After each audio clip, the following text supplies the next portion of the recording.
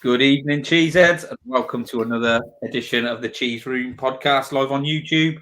I'm starting this tonight because Caller's decided he needs to go and get himself a drink. So, even though I'm down in the bottom left, I'm starting it. So, obviously, bit of housekeeping first. Please like and subscribe to the channel. Give us a thumbs up. You know, it only takes you a second, and it's good for our algorithm and stuff like that. But obviously, we've got an interesting show tonight. Obviously, top right back to give her opinions, which we all love to hear, is Becky. How are you, Becky? Everything all right? I'm good, thank you. Happy New Year, everybody. It's nice to be back. I'd like it to be in more kind of cheery circumstances, but hey ho, this is Spurs. But yeah, I've had a great Christmas. We went back to Shrewsbury Christmas Day and then back here Boxing Day. But yeah, it's been quite chilled. I think having Christmas at a weekend makes it seem reasonably normal. But yeah, back to school tomorrow. So yeah, alarm set. See how that goes. But yeah, great to be back. So good Christmas. Obviously spoiled by the return of Tottenham Hotspur. Yeah. Yeah, I quite enjoyed the World Cup, I have to say. Did enjoy it. I watched as many games as I possibly could, even some of them at school. Yeah, and then kind of Spurs came back, didn't it? And Brentford game, and then yeah, here we are. But yeah, the boys had a great Christmas as well. They enjoyed it, and they're in the dining room playing the Xbox now. And we had 2 new kittens before Christmas as well. I think some of you who follow me on Twitter will know that one of our cats got knocked over 2 weeks before Christmas. So we lasted about 4 days and then got 2 kittens. So they live in the kitchen. So if they appear later on, I might have to kind of just usher them away. But yeah, that was quite nice. They're a lot of fun. That's all nice to hear, then, Becky. And down in the bottom right-hand corner, my saviour from the Twitter space today, it's Craig. How are you, Craig? Oh, I'm really, really good. Thanks. Yeah, great Christmas. Good New Year. Glad to be back on talking all things Spurs. But like Becky, it's a bit of a miserable start to the new year, like the weather. Yeah, but, I mean, lots of chatting already today about Spurs, and it's my therapy. So hopefully by the end of the show tonight, I'll be able to look forward to the next game. Yeah, my wife said, "Are you not sick of talking about?" Because obviously we did the Twitter space today, and we got a few different people, but a few of the same people in the chat probably. And she was like, "You're not sick of talking about that game yet?" And I said, "We get, it's good therapy when you've been turned over like we were against the Villa, especially for me because all my family are Villa. Well, all my wife's family are Villa, and all the people sort of who I'm friends with, a lot of them are big Villa fans. So yesterday was really, really tough. And everyone, back up top left-hand corner, your host for tonight. This is why he did it. He wanted the big intro. Your host for tonight, top left-hand corner, it's the Caller. Good evening, and well done on your Twitter space earlier, guys. I thought it was very good, very professional. I was in the car, so unfortunately only caught bits of it, but managed to contribute a little bit. I thought you did fantastically well, and the start of many more spaces, I'm absolutely sure, and hopefully I'll be able to join some without being parked in a lay-by, which is a bit strange, but there you go. I've been off to get a drink. I was going to do dry January. That lasted until the 1st, of course, when Spurs played, and that was it, really. Like half an hour in, I was like, give me a drink, please. So we're on the whiskey tonight. Cheers. Cheers. We are expecting the Harlow Globetrotter to join us at some point. Apparently he's busy watching the darts. Don't know why. Maybe taking his mind off Daniel Levy. And, of course, we've got... is Davo coming in, did you say, Gibbo? Well, we weren't sure what was happening, so we gave Come Dave on in, the nod. Gibbo, anyway. We could always have a 6-way. Yeah, I thought he can come in and give us his opinion on... We could do like a 10-minute stint, give us his opinion on all things Spurs. I'm not naming names, but then we can bin him. About 24 little boxes going on at the same time, so I'm sure we can cope with 6 people if we need to. Like the old days in the lockdown, wasn't it, when we used to do Zoom meetings, and I still do them now. We have them for school, and you have them, and there's like 100 people, and they're like thumbnails. You can't even see them. Yeah. Well, there we go. Why would you watch those when you've got the best channel right here? So look, hit the like button. Gibbo's already said it. Do smash that like button. Do hit the subscribe. And we're going to get into all of it tonight. We've got transfer news, obviously unravelling the complete shit show at the weekend. And of course, the great ENIC debate. I say great. I mean, it's been had about 1,000 times before, but it is the flavour of the month and dominated a lot of the Twitter space we did earlier. If you haven't caught that already, get onto our Twitter. The replay is there live. I think it's about an hour long. A really good conversation and participation from all involved. Let's start with the game. If we have to, I'm going to skip through it quite quickly, to be honest, because there wasn't really that much worth discussing, was there? All three centre-backs booked pretty early on. And I think the only real thing of note in the first half was Harry Kane's goal-bound header. I mean, let's face it, that should have been cleared. It was pretty weak, wasn't it, Craig? I didn't think it had much chance going in. Yeah, I think people on Twitter and the club's social media channels tried to make a bigger thing out of it than it actually was. Let's be honest, it was, like I say, weak header and relatively routine clearance off the line, to be honest. It didn't make me jump to the edge of the seat anyway. So, yeah. Oh, look, Dave will be with you in 5. That's good, isn't it? No doubt he'll have some fun words of ENIC to talk about. The lineup, Brian Hill, Becky, bless him. His Premier League debut didn't go so well, did it? No, so we parked up in Edmonton because there was no overground. So we walked and we got to the coach, and then the lineups pretty much came out there. And the Kulusevski not being there was the big deal. The fact that I didn't even notice that Dyer wasn't playing, I'd missed that completely until I got on the ground. Gill's just not strong enough. Even passes from his own players make him fall over. I know he's trying, he's just not strong enough. And he runs around like a headless chicken. I think his hair doesn't help because it just seemed to notice his hair much. He's just very weak. He tries hard. It's like Mora. He's tried hard, but the end product's not there. And he's not Kulusevski, so the two are like chalk and cheese. Thing is, though, HG, Hill, and welcome, by the way. I'm not going to tell everyone that you were watching the darts rather than being on here, but there you go. You're right. Darts are important. Darts at Christmas. We're past Christmas. The tree's down. The decorations. No, it's not. Tree's down. My tree's not down. Chris, trust me. New Year's Day, I was pulling that tree out. I've got to chop it up still. It's still in the back garden, but there you go. It's a big. You're thinking about Valentine's Day, aren't you, Caller? Oh, getting ready for the big one. Absolutely. I just haven't decided who I'm going to send my card to yet. So look, HG. Yeah. Brian Hill helps when you give him the ball in the right areas, doesn't it? Am I a broken record on this? I think you know what's coming. I don't believe he's a right-sided player. I don't believe he's ever been a right-sided player. I don't think he wants to play on that side. It's just a bit unnatural for him. So, yeah, I'm always hopeful that he's going to prove that wrong. But I just think down the left-hand side, the few things we've seen from him at Spurs have been down the left-hand side. And it's kind of annoying to me that he just doesn't do it. Like, even with the 11 that we had yesterday, part of me was thinking, you know what, let's play Perisic as the right-sided attacker because you think he might be able to hold the ball up. And look, Brian's not a defender. I mean, we know that. But with Davies behind him, do you know what I mean? It might have been, let's try and see him in left wing-back position and see what we might have got from him. But, he's never really going to succeed playing where he is. And that's just sad, frankly. It is tragic, really. A bit like Spurs' performance. Gibbo, I was surprised. I mean, lack of options up top, you could say. Kulu out, Richarlison out, not ideal. Especially with no creativity coming from Benzema in the midfield. Not that he's that creative, but it's something. Were you a bit surprised? I mean, I know you were because I listened to your show earlier, but 3-5-2, surely that's the logical thing to do, isn't it? Bearing in mind that the midfield against Brentford was pretty much overrun. Surely to go, or put Perisic up top and play Sessegnon from the start of left back.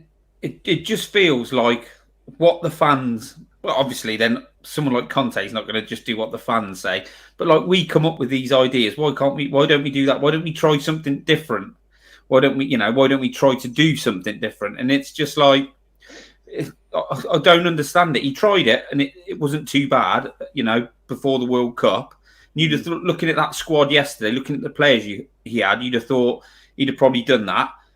But no, and I don't even think he changed it during the game to that, did he? Because, Villa were absolutely steamrolling us in midfield. There's like a blueprint of how to beat Spurs now, how to make them struggle, which other teams do. And we're just sort of like letting it happen. But I mean, Brian Hill, Becky said she's had 2 new kittens. I should imagine they're about as strong as Brian Hill. But yeah, more fun. Yeah, or I mean, I don't know how fit but Sessegnon, he persisted with him for a while, put him left wing back, put Perisic left. Oh, I don't, they could have switched them about, but yeah, 3-5-2 just seems so obvious. But I think during the course of the season, we've said things that we see is obvious. Yet Conte doesn't seem to want to do it. I don't know if it's because he just doesn't want to, or it seems the most obvious, so he wants to appear like he's not, doing what people are sort of saying. I don't know. It's just weird, mate. I find the whole situation with Conte weird at the moment. As he's very stubborn, stubborn, isn't he? And stubborn even within the game to change it. And again, you could argue that subs were made too late, and he said that in other games. It's just he's quite stubborn. Becky, it's as if he's stubborn and not just stubborn. And this is one thing I hate. I think he's trying to prove a point with players, which winds me up even more to the detriment of the team. But maybe that's Mourinho did that though, didn't he? Yeah, Mourinho did that as well. Very Jose-esque, and we'll get onto it later. The things he says after the game and stuff like that. Now, that's why I sort of feel like we're going down a certain road now, because it's just history repeating itself. Becky, what was the atmosphere like in the stadium? You were there. I couldn't. Very quiet. So, early kickoffs aren't great. New Year's Day. Again, that would add to that. I just thought it was very quiet. I didn't think it was particularly toxic. It was just very, very quiet. And, me and Jack, we said the same thing. We were quite positive. We are quite positive. If I'm going to drive 4 hours to a football match, I'm always going to be positive. But I just turned to him and said, oh, it's 0-0 at half time. So, everything's still to play for. Second halves are usually better than the first halves. But I thought second half yesterday, is it yesterday? Yeah. Was one of the worst second halves we've had all season. And I went to the United game away. So it's just, there was just nothing. All the things that we would hope for, the kind of change in intensity and all of that. No, the conceding early in the second half didn't help, because Villa did absolutely nothing in the first half. Like you said, we had the Kane chance, and there was one, wasn't there, where he kind of came over to Perisic and Kane sort of was closed down. But there was nothing of any note. No. But yeah, it was quiet. It wasn't particularly toxic until Villa started kind of getting quite loud. And then when Villa started singing, that's kind of, they were singing about Kane, and then there was kind of counter Kane chants, and then the kind of ENIC stuff came. But until that, it was very, very quiet. Was that loud ENIC chants? Was it the whole South Stand? It kind of went round the South Stand. I don't think it made it to North, certainly, and didn't go along West. But yeah, it was kind of, and it wasn't particularly long. It kind of it lasted seconds. And it was only once as well. So it wasn't like, sometimes it's like some songs are repeated, aren't they? It was just once. Craig, your view, conceded. First goal was terrible keeping from Lloris, wasn't it? Yeah, it was really bad from Lloris. I mean, I'm one of Lloris's biggest fans, and I've been defending him all season, actually, when he's had criticism. And I still believe he saves us more than he costs us overall.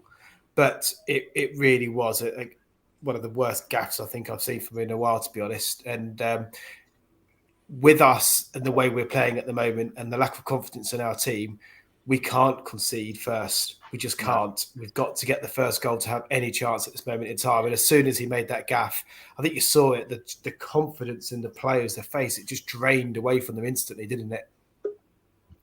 I mean, it's like, yeah, it's just, Becky when Becky said we got to half time and we go in like, oh, well, at least it's still 0-0. That tells you that there's something incredibly wrong at the minute, doesn't it? I thought that as well. I thought exactly. Yeah, that's what I'm saying. People are thinking that as a positive, that we're drawing 0-0 at home to Aston Villa. Thank God we've got to half time at 0-0. Tells its own story, that. That was the only positive I could find at half time. I thought it would get better in the second half. Nice t-shirt, positives ever. Cheers. Thank you very much. Hello, Davo. How is Australia today? Is it a happier place than the UK? Sorry, it's 27 degrees, it's blue skies. Sorry about that. So yes, is the answer. Yes, well, yeah, it is. Yes, is the answer. I'm not working this week. Cheers. Good. Look at that. It'll be free for all the Twitter Spaces then. Oh no, he wasn't. He missed one this afternoon. Probably in the middle of the night there, though. To be fair to him. Yeah. So yeah. There we go. Welcome, Davo. We are pleased you have joined us for this, and I'll stick with you, Dave. Lloris, busted flush, needs to go. Replacement in, ENIC out, all of that. Yeah. Lloris, I love him. He's been with us for 10 years. He's given us great service. I'm sure would have been opportunities for him to go elsewhere. I think psychologically for him to come back, having runners up in the World Cup, come back to the shit show that is his team he's the club captain for the last 10 years is probably psychologically disappointing. But the fact of the matter is he had nothing to do for 47 minutes. And it's the first time he was called into action, and he made a terrible mistake.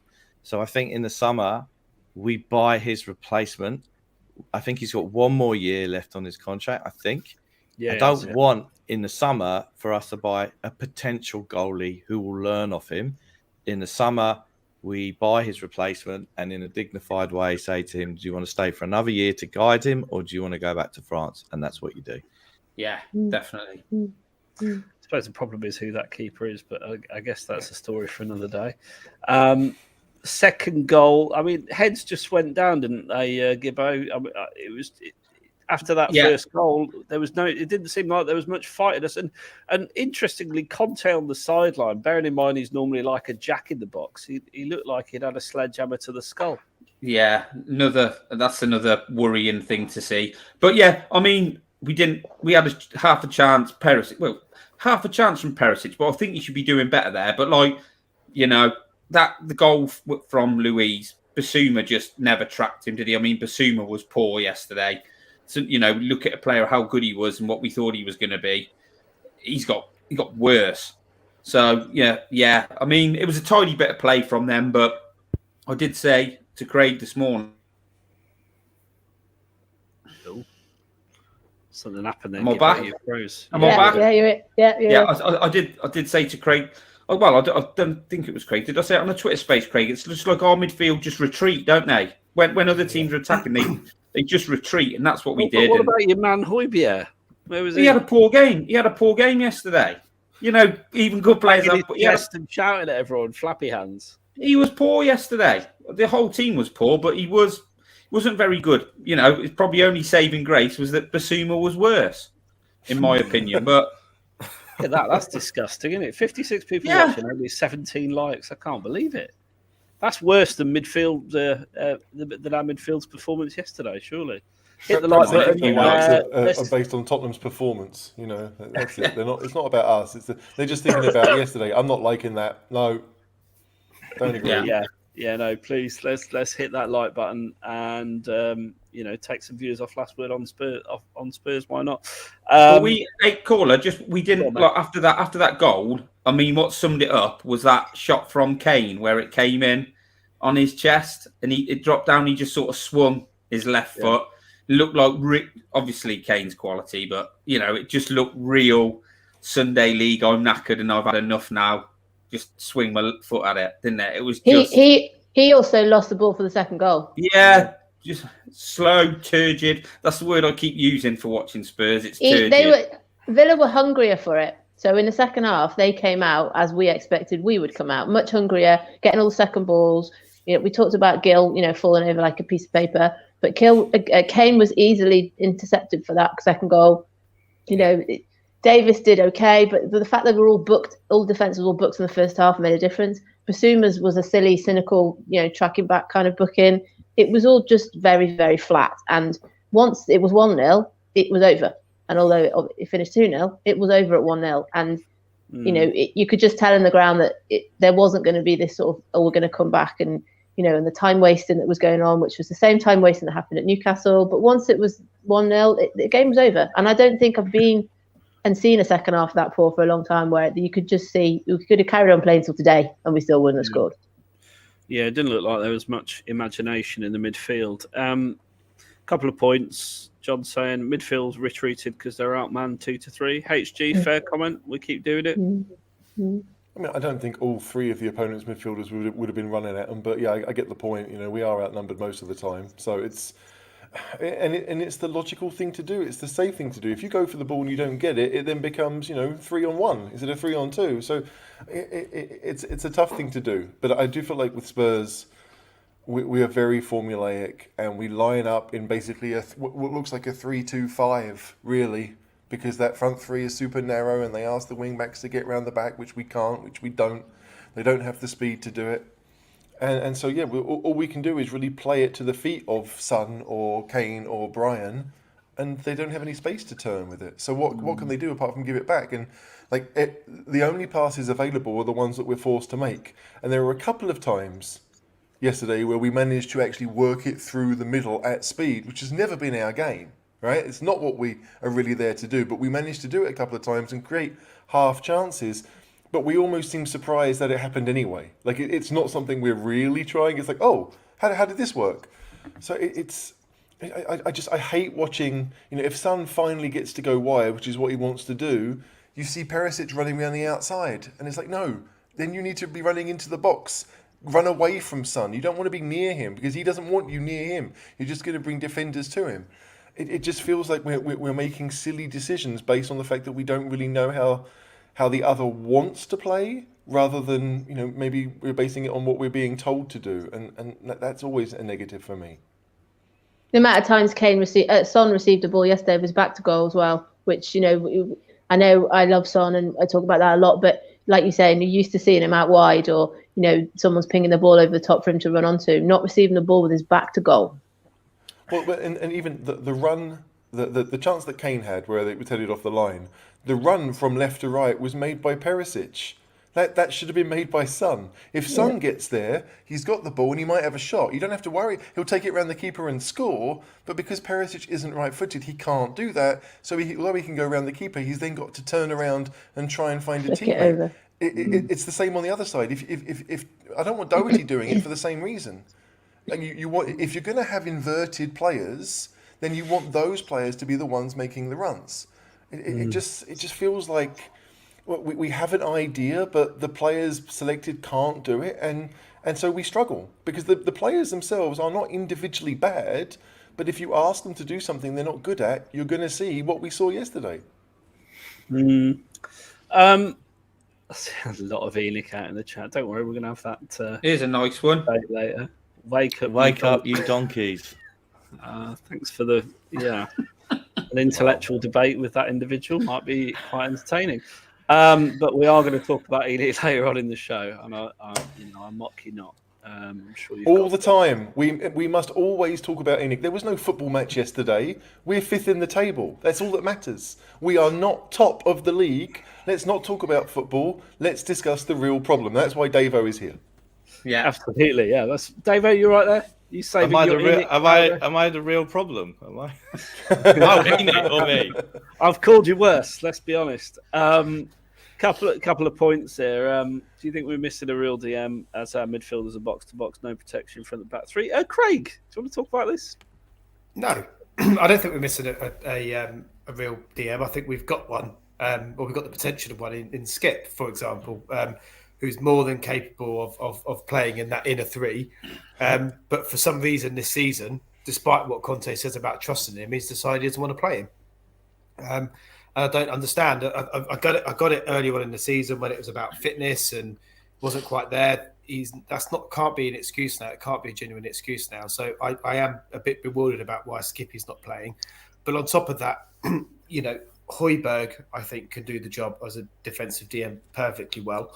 So you've got two players in Skippy and Højbjerg who can do that job, and I think they're perfectly adept at doing it. I do believe that it should be as a three, and I think that was how we'll get the best out of that Skippy or Højbjerg in that DM, for me anyway. I just think you signed Basuma, you got Højbjerg, you got Oliver Skip, have any of those people got an attacking brain between them? Not really. But they're all defensively minded, aren't they? Yeah, exactly. They're not. I mean, I'm not besmirching your great man Højbjerg, Gibbo. I know he's scored a few goals this season, but he is more defensively minded than he is attacking, generally speaking. Well, no, he can disagree, but he can do a little bit of both. I think you're probably looking at against most teams who we probably think we're better than. Basuma can be that defensive sort of like minded player who can actually bring the ball in the right step, can actually bring the ball forward and make run, bring it forward and create some space. And Bentancur and Højbjerg can do a little bit more than just be defensive midfielders, but we don't do that. So, I think Højbjerg is a little bit more than a defensive midfielder. I'm not saying he's great at everything, but he can offer more than just sitting there and taking the ball off the back four, then passing it sideways and backwards. Yeah, you just have to look at what happens for Denmark. I know they had a terrible World Cup, but when he plays best for Denmark, there's a defensive midfielder behind him. That's just it. So as much as, yes, he can do that job kind of in a two, maybe. We don't want that. We don't need that. We need him to get forward, and we've seen this season he can score goals. We've seen the same from Bentancur. Bissouma has never done that for Brighton. So if all three are fit, and obviously Bentancur wasn't yesterday, but if all three are fit, that's what you want to do. And if Skip is the one that can come in now that Bissouma is suspended for the next game, then great, Skip can sit. But given the fact that we can't get the ball forward and keep it there with any real quality whatsoever, then we have to be able to manoeuvre it through midfield a bit more. And yeah, like maybe a midfield three against a side that defend deep is not going to help. Maybe you're going to need someone to smash one in from 25 yards. But at the end of the day, right now, that's still the best option we've got. We can go out and buy a player this week. We could do it tomorrow. But they wouldn't be registered for the Palace game. They might be registered for the Pompey game. Like, it needs to happen sooner rather than later if we want to have someone like that in our squad, and we don't. But when Conte's complaining yesterday about the fact that we don't have creative midfielders, yet he banished a couple because he didn't want them around. I mean, I get it. Like, if you don't want them, that's fine. We'll get rid of them for you. We'll back the manager. But, yeah, don't complain later on when... And we had how many injuries? Richarlison and Kulusevski, pretty much? I mean, okay, Bentancur as well. I'm forgetting people now, yeah.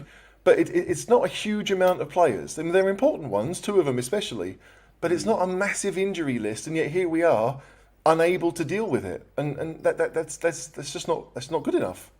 Well, I think it goes back to the window because, as I said at the end of the window, our fifth and sixth choice up top were Hill and Mora, neither of whom are fit for purpose, and obviously Mora's got sounds like a very serious tendon injury, right?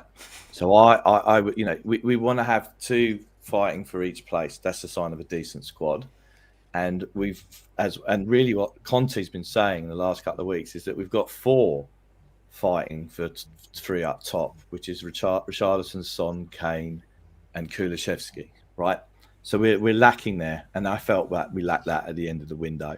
Excuse me. And then on the right-hand side, we needed a right wing back that the manager wants to play and support, and that's really what it is.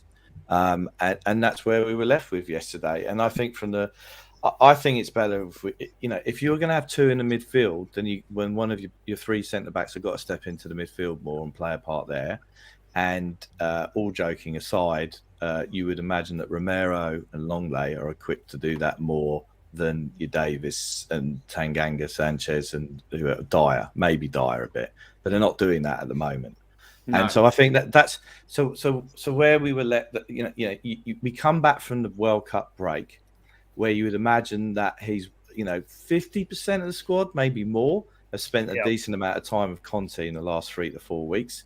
The Christmas, New Year's fixtures, you've had Brentford away Boxing Day, Villa at home, and Palace away. For a top four, for a team that's going to be top four, you got to win those three. Yeah, and we didn't, and that's where we are at the moment. And I think that we're in challenging times at the moment because Palace away is not going to be straightforward. And imagine if we go 1-0 down Portsmouth at home on next weekend, then you're going to see toxic. Play up Pompey. The loudest cheer on Britney Saturday Spears is coming to Tottenham. Sorry. The loudest cheer on Sunday was when Spence came on, and I know it was a very kind of ironic kind of cheer, but that was definitely the loudest noise of anything. But Becky, Conte said after the game, we don't have players, creative players, and we don't have players who can take people on. Well, that is exactly what Jed Spence does. Chosen not to play. So very stubborn. Very stubborn. Well, there we go. Look at this one. Respectfully, you talk about Davis, who's been here 8 years. Why don't you talk about the owners? We do quite a lot. Stay tuned. It's good for the algorithm. HG, what do Spurs need to do to move forward from this defeat? I mean, what does Conte need to do we can come on and we can talk about transfer window, we can talk about ENIC out, we can talk about the board, etc., etc., etc. That's all fine. We can do that. That's dandy. But Conte's got to pick that squad up to go again, hasn't he? Yeah, I mean, and that's the situation we're in. Like, rightly or wrongly, the club the owners aren't going to sell tomorrow. So, like, what can we do to get better? That is in Conte's hands. That is the one thing right now that he can do. We can't get new players in for the next game, and I think we've talked about it before. We have to go 3-5-2. Like, if we've got 4 players that Conte trusts, then it makes sense to have those 4 attackers fighting for 2 spots. However you want to do it, whether it would be Kane and Son right now. But when Richarlison and Kulusevski are back, you pick 2 from that and you say go. Kane won't be able to play every game for the whole season. So 3-5-2 seems to be the only way that Conte can change it, because if he doesn't, we're stuck with pretty much the same team that we saw yesterday, minus Bissouma. I mean, is that really going to be better? It's a crazy thing. So I hope to see some changes, but I don't expect it because Conte is very stubborn and he's decided when he came into the club that 3-4-3 was what he wanted to do. We had, Fabrizio on our show and we asked him about Conte and he was adamant he will go 3-5-2. That's what he will do. He said it to us. He was almost offended that we asked him the question. And here we are 18 months later and we're might watching. Get him on and ask him. Ask him again, yeah. Ask him again and ask him what his views are on ENIC while we're there, Well, that's true. I'm sure he's concerned as we are. But I don't know. Like 3-5-2 seems to be the change we have to do. 3-5-2. Will it happen though, Gibbo? Will that happen? I don't think so. Conte's going to stick to his guns, isn't he? He's put his stall out. I mean, Bissouma's out now, isn't he? So he may feel that he needs, if he's going to have to bring in Skip, he may give Sarr the nod and go with, but then you've got Kulusevski. I think what he tries to do is get Kulusevski, Son, and Kane in the team. Your best 3 attackers in the team, because really the creativity and goals aren't going to come from anywhere else. So that's what I think. I think is partly his thinking. But midfield, it's so important, and we just get overrun and overplayed in pretty much every game we've played this season, even in the ones that we've won. And I did say on some of these shows earlier, it's unsustainable playing in the manner we have been playing it, and it's proved that now. And I think manager and players are all looking a bit sort of dejected with it now. When 10 games conceding first, 7 in a row conceding 2 is a really bad look. So really, he should be looking at trying to do something different, because that's what he's paid for. Great coach, but that's his job, to lift those players and try and figure out how we can stop conceding, going 2 down or even going 1 down. And that's down to him now. We just got to hope that he can do something on Wednesday night. But it's the hope that kills you, isn't it?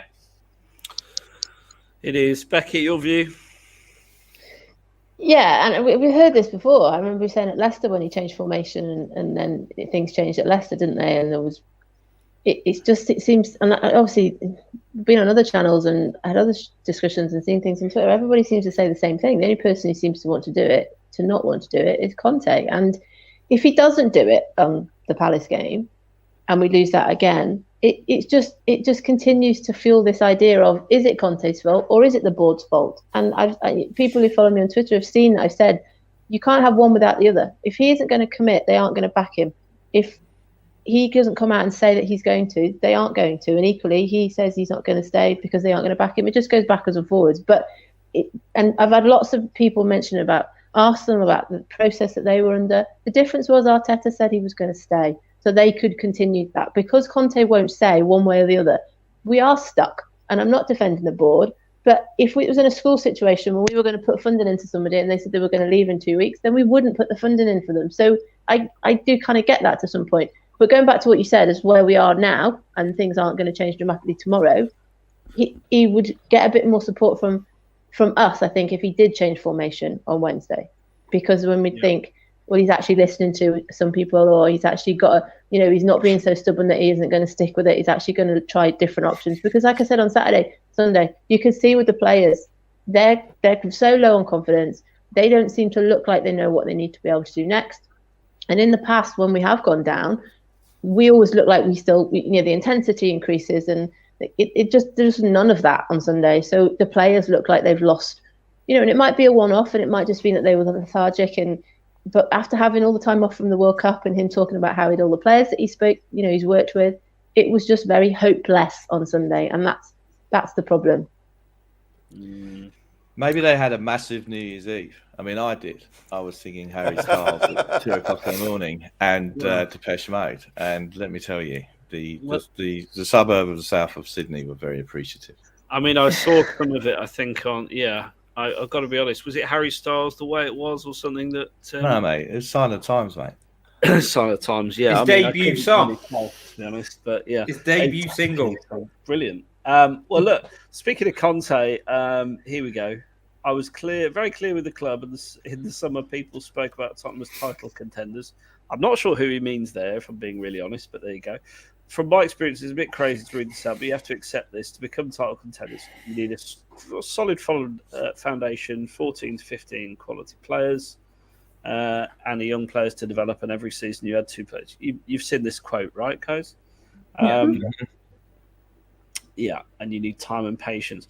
Now, to me, it sounds a little bit like he is. He is. I love these.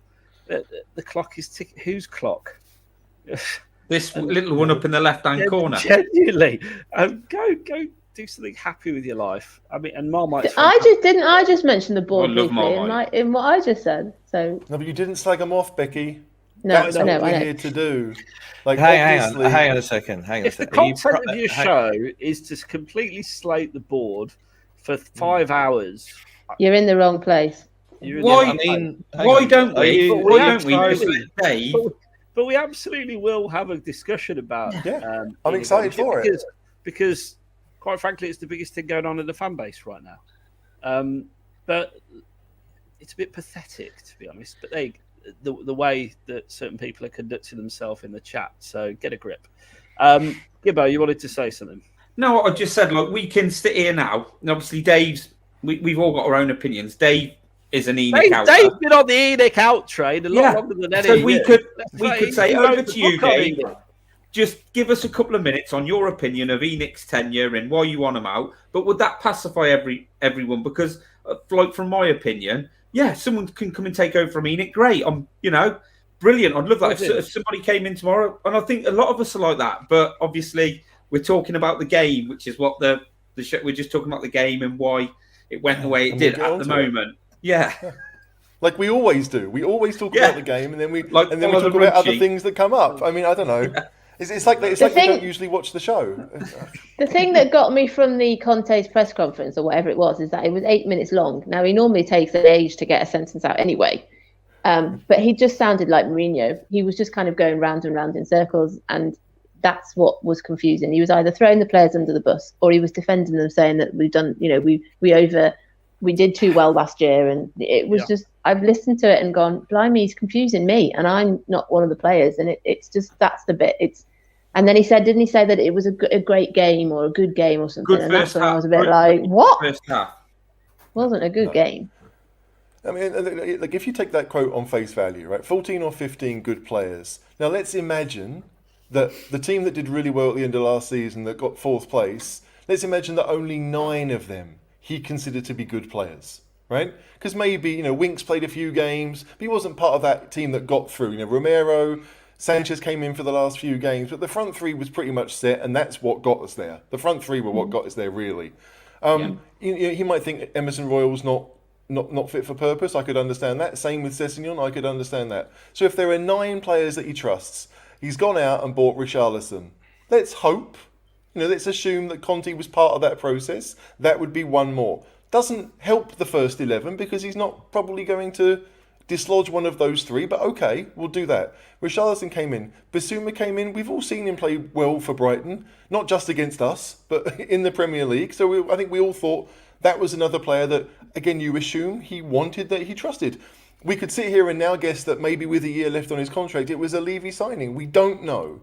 But based on the quality, I think a lot of Spurs fans were happy with that. Perisic has played for Conte before. He was an improvement on what we had. So you're getting to get to, okay, maybe that's 3 more. So maybe there are 12 players now that he completely trusts and he wants to build the squad. Now, brilliant. Dave talked about how Lucas and Brian are not 2 of those players, and I think we would all agree that Conte doesn't see a future for those 2 at Spurs. So what can you then do? And if those players aren't available or don't want to come, there's not a great deal you can do. Like, Brian was good to go. So clearly, I think we had someone lined up that we wanted to try and get in, but we didn't let, because he didn't come in, we couldn't let Brian go. It is awful, but it is a process. The squad that we have now is completely down to the players that the board signed, through the people that they have, put in charge of that procedure, whether it was Hitchin before and Paratici now. Yeah, of course, like if you want to think like that, it all comes back to the board.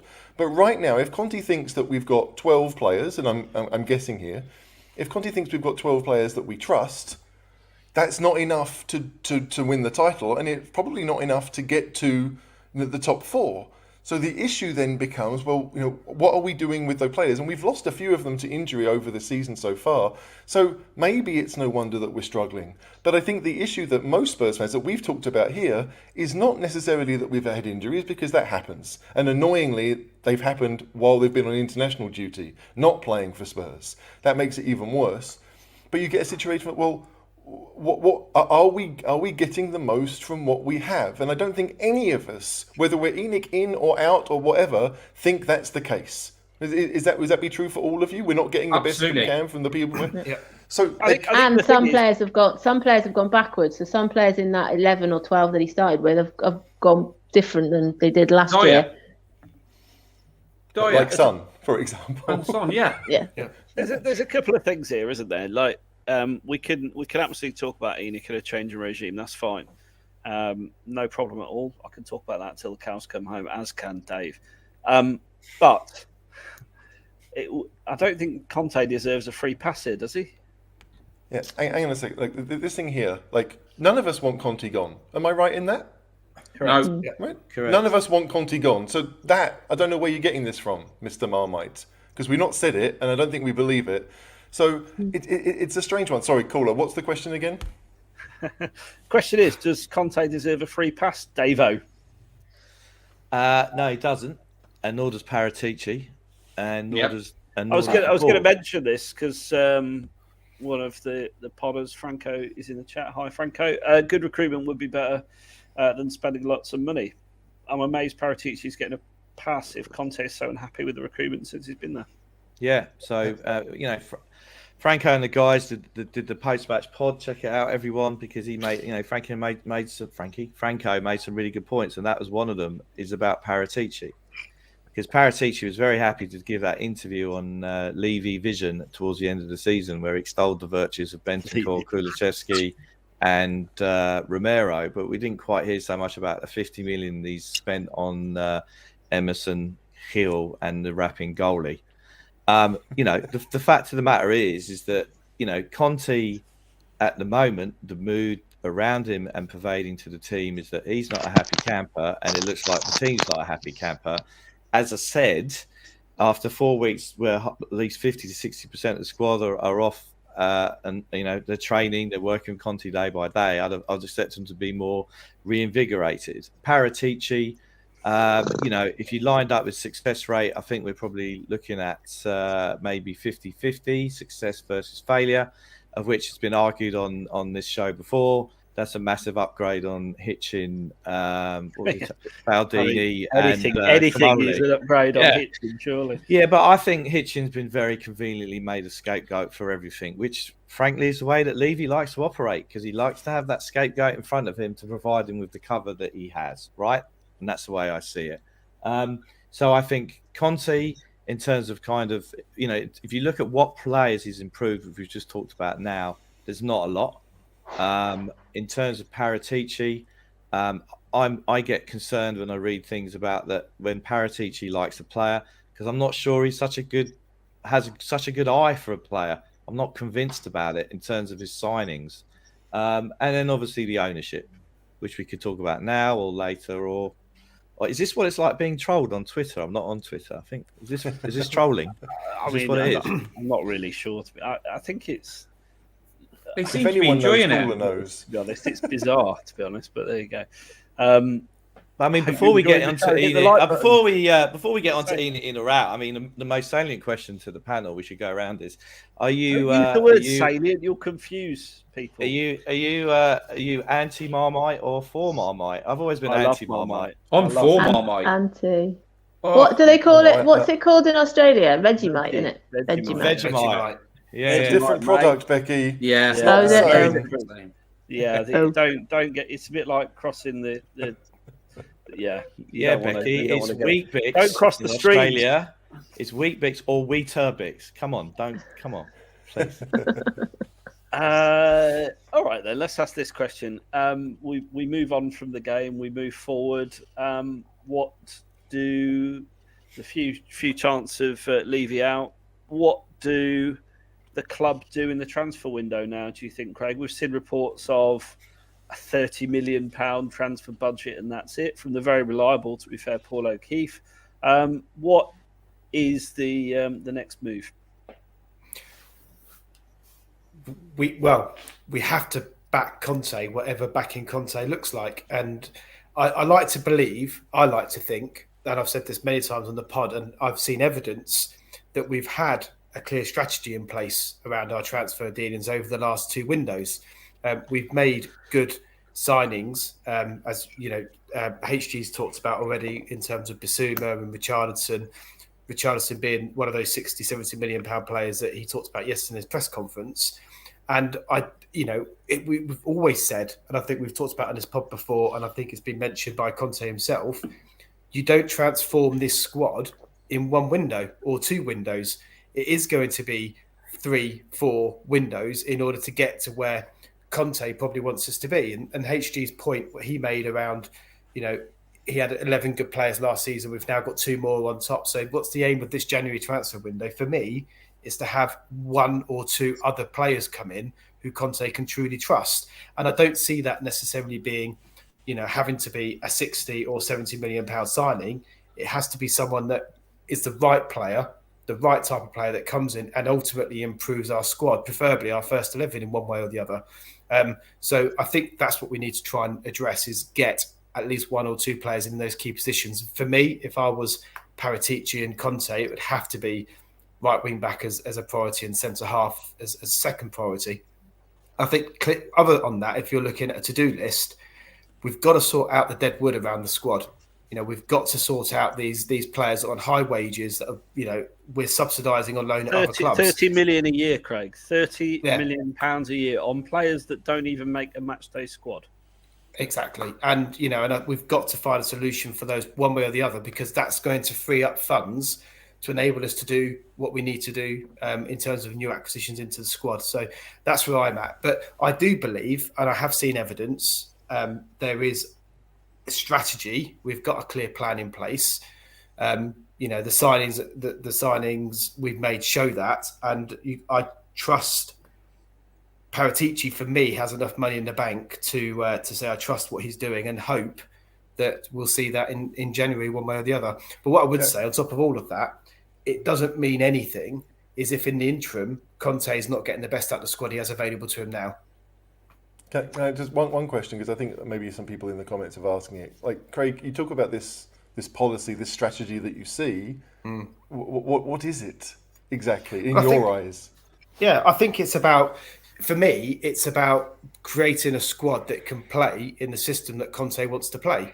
So, we've signed, I can never pronounce his name, the wing back who's coming in next summer. Udogie. Destiny.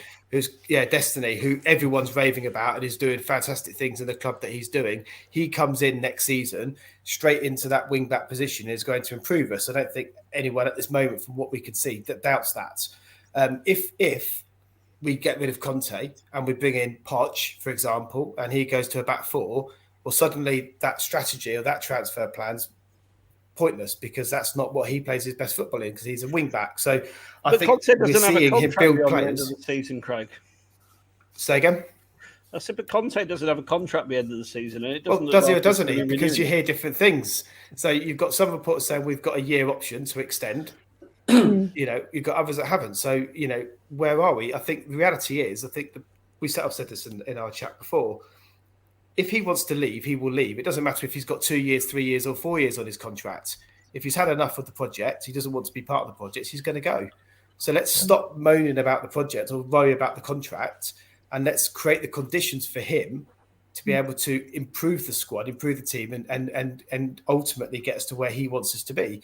But whilst we're doing that, accepting we've only had 2 transfer windows so far, we're about to enter the third. He's got to do his bit with the squad he has now, and that's, as we've talked about, I don't think he's doing well at this moment in time. Yep.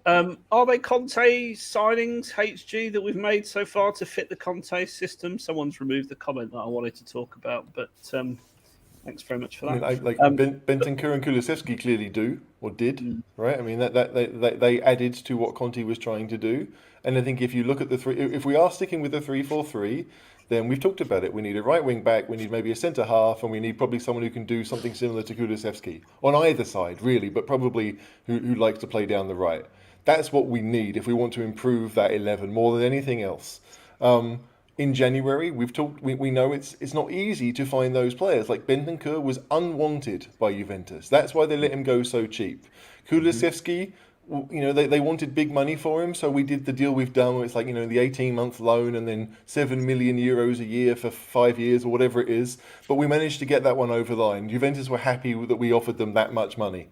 And so, I think there are players around at bigger teams who may be in a similar situation, and Spurs will be looking at those. I think with Porro, since he's probably quite an in-demand player, well, Sporting Lisbon are out of the Champions League. I don't think it's likely they're going to make the Champions League for next season. So they're probably thinking, okay, we'll cash now, because the rest of the season is done for them. Because I don't think they can win the league. I think they're way behind in Portugal right now. So it makes sense for them to sell, and probably, Levy being Levy, will decide, okay, well, I'll give you, 15 million euros up front, and then the rest over the length of the contract. I think it's 40 million release clause. Yeah, and we'll find a way of reaching that. We'll find a way of reaching that. But and that's not just a Levy thing. Like most clubs do that. Obviously, you want to, spread the payment out over time. That seems a feasible thing. It's worth pointing out we have the last set of accounts last year. We had the highest amount of transfer fees owed, i.e., we had the most on the credit card out of any Premier League club. So interesting. Well, I may be wrong here, but my understanding is in summer of 2019, we just opened the stadium, right? We all thought, great, the stadium's going to be this revenue generator. We spent 100 odd million on Ndombele and Lo Celso and the rest. And then, 6 months later, COVID came and the stadium shut. And it shut for what? A season and a half? 2 seasons? It feels like yesterday, but it's obviously been a long time now. So we put money on the credit card, which we're obviously still paying because it's not that long ago. 3.5 years when you're paying people for a 6-year deal, it's not that long ago. And then over the time, even during COVID, we were spending money. Like we weren't spending the fortunes on like one player, but the renewal of the squad that Pochettino talked about, that Mourinho talked about, that they've all mentioned. This kind of we've got to do that. We haven't been able to do it in 1 or 2 windows, obviously, because we've had no one really to sell. The only player that we could have sold to generate money was Kane, and I don't think any of us really thought that was a good idea. So it's a struggle. Right, it has been a struggle. We owe money on players. We've been bringing them in, and we've been spending terribly. That to me is the key point. More than anything else, I think we have 2 spots available for foreign players right now. Right. So had we kept, for example, Lo Celso and Reguilon around, we might feel like we had better options. But we didn't. Conte wanted them gone, so we got rid of them. But the spaces were there, at least in the Premier League squad, for two of those players to stick around. We are where we are now. With the 6 attackers where 2 aren't good enough and another one is injured, we're struggling. Now the 2 are injured. So it's a mess, and we're having to sort through the mess. And Conte, if he wants to try and do that, will stick around, and if he doesn't, he probably won't. Dave, we want Porro. His release fee's 40 million. Why don't we just pay it? Well, I mean, some of the comments in the chat are saying that our interest in him has cooled. Conte's not sure about his physicality. There's a release clause that we're not willing to pay. But when we talk about we're in a mess or this is a mess, I hate to say it, but this has been a recurring theme over the last 22 years. And I'm sorry to say it, but it's the truth. We go from one extreme to another. The fact is that we have a trophy, short-term, 2 to 3 year type of manager, like with Jose, and therefore you have to back him. Because if you're not, then you revert to the other kind of manager, a project manager who is more willing to develop players.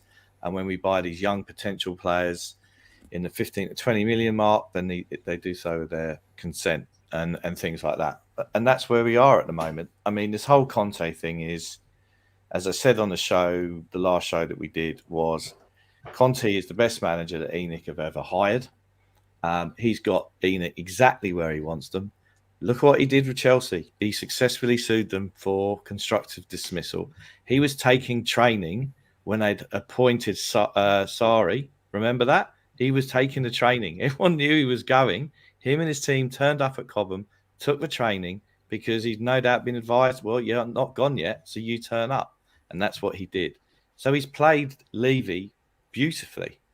I'm not saying it from a Tottenham Hotspurs supporter point of view. What has he achieved by that then? I mean, you say he's played him beautifully, but because what he's achieved by that is that he's this deal. He signed this deal for 18-month deal, right, with an option to extend, which are for the club, right. But everyone knows, and we all don't like the fact that we feel at the moment psychologically Conte's doing us the favour of coaching us. None of us like it. Whether you're in or out, you don't like it, and I don't really like it that much either. But the reality of the situation is, he's got ENIC where he wants them because he wants to see ENIC spending the money and doing what he says. We all know he's high maintenance. We've all worked with high maintenance people in our careers and our lives and things like that, and you have them around because they're advantageous to the organisation that you're working for. And what do we want from Conte? We desperately want a trophy that we haven't seen since 2008. And he performed a great job of getting us in top 4 last year. And this is where we are now. So the fact remains is, it's a kind of chicken and egg. The top quality players won't sign for us now because the manager's not committed till beyond June. He starts dropping in little things like we've got 6 months to go and this, that, and the other. He's playing the game. And he's probably waiting to see he wants to see what they're going to do in January. Will the club do what he wants them to do in January? And if so, he may sign another year extension, which means we get another, year and a half out of him. That's where we are. Because if not, if it's no Conte, if the club, as I said, I think we're all half expecting, and obviously I'm the other side of the world, I'm half expecting to wake up in the morning and see that he's gone. Where do you go to from here? To me, he's ENIC's last roll of the dice from a football point of view. Doesn't mean they're going to sell up tomorrow, of course, but from a football point of view, where else do they go to now? Yeah, I said another manager. I said something similar on Holly's show earlier. Is that we had this with Jose. Jose, Poch to some extent, but Jose called them out and said, you haven't backed. I haven't got the players I want. I'm playing with players that aren't suitable, and we aren't going to do what we need to do. And we all thought it was just the way Jose is because he's quite negative and he plays a negative way of football. And we just thought, right, fine. So when Conte came in, even though we knew that he played a fairly restrained kind of, format of playing and, he's won things elsewhere. So he also is allowed to stay those type of things. I agree with Dave that sense. It's something we're starting to hear again. And it's that idea that it is very, very successful managers elsewhere saying the same thing. And I think when it was Jose, it was like, okay, it's just Jose. But now it's sort of becoming more and more that, what do we do next? Do we go back to Poch because Poch knows the way Levy works? Or do we go to someone else like Tuchel? And it is a bit like what happens next. And the only thing there that would change is that the change in the transfer policy. And, we do pay the clauses for players that other clubs pay and we do change our policy. But it only seems likely that would happen is if we have a change in owners because they're not going to change. That's not the way they operate.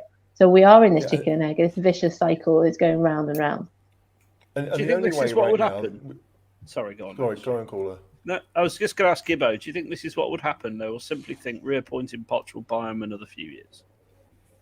Yeah, I mean, I'm not saying I want Poch back, but I've got a feeling that if Conte walks, that's what they will do. But that's just an opinion. But, you know, they got Conte in. They had to, because they'd made such a mess with Nuno, that they had to get Conte in. Mourinho ended in tears, but they had to get Mourinho in because they got rid of Poch, because the relationship between Levy and Poch broke down. So they had to, because of what Poch had done, even though it wasn't great in the end, it was like end of days stuff, they had to get a good name in, and that's what they did. So what will happen is when Conte either walks or doesn't want to sign the contract, or Spurs are forced to sack him, they'll just sign another manager and we'll carry on like we are now. Hopefully it will get better. Hopefully it will. But that, just on this though, that's just what on, will happen. We'll just get on another Conte. manager.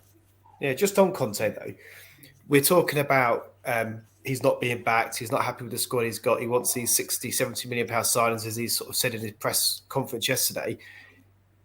He says himself in the same breath, he was really clear with the club when he joined what he was getting into. He knew what the way that the club works. He knew what the club was about and the way they wanted to do things. And he signed on the dotted line knowing that. I just don't buy. Well, 15 million a season, Craig. 15 million a season. But his stock was so high, though, he could have gone to any club in world football which come available pretty much. And he chose to come to Tottenham. He knew very clearly what the strategy was. Suck it up and get on with it. You know, he must have known within the parameters that we weren't going to go out and spend 150 million pounds every single transfer window on 2 marquee signings. That's not what Tottenham do. He knew that. So part of me thinks his language doesn't help. I don't think he's saying anything in his press conference that none of us didn't already know, right? Craig, he knows that there's a chunk of the fans that if he says stuff like that, we, no matter what way we are, the heat won't be on him. It'll be on the board who probably haven't kept to the promises they've made him. Oh, but that's where I was going, and that's the point I was going to make, Gibbo. Yeah. I guess just throw it back. Do we believe, us on this panel today, that he has the promises he was made haven't been kept? Is that where we're at? I think somewhere in the middle, probably. I mean, if I can't believe that Spurs would have ever said to him, "We will buy every player that you want. We will get you for you." Yeah. They can't. Nobody would say that because you just nobody can say that because the player decides. Yeah, at the end of the day, the player decides, not money, not anyone else. Yeah. But I think he likes when it goes Bastoni being wrong, a fine example of that. Yeah, exactly. But obviously now things aren't going right for him, and it is the way he conducts himself. He sulks and talks a load of bollocks after the game, basically. That's what he's doing. Great coach. We want to keep him. But what he said after the game yesterday was complete and utter. Nobody, even the biggest ENIC outers in the world, who blame Levy for ENIC, or who blame ENIC for Conte not wanting to leave or whatever. What he said after that game yesterday was absolute rubbish. And the reason there's no creativity in that, because he might not have asked for players like that. I bet he was offered players who were creative, or there's talk about we believe all the stuff we read. Well, if you believe the stuff we read, he was offered Maddison and weren't that keen on him. So, it's just rubbish. It's just him saying stuff, and he knows he's got more credit in the bank because the owners will take the shit for it. He got his fourth last year. I think everybody knows from All or Nothing that Levy knows nothing about football. Yeah. Right? Like he sits in his office at the training ground and he mingles with the players because he wants to feel cool. And he's never felt cool in his entire life. He just wants to feel like, I'm with the boys.